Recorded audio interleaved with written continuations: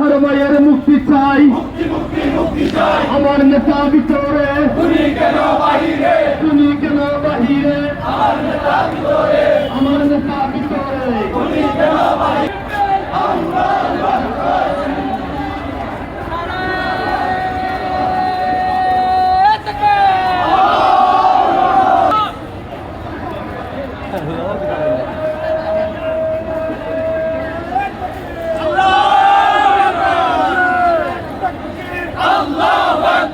বাংলাদেশ জামাত ইসলামী জিন্দাবাদ জিন্দাবাদ।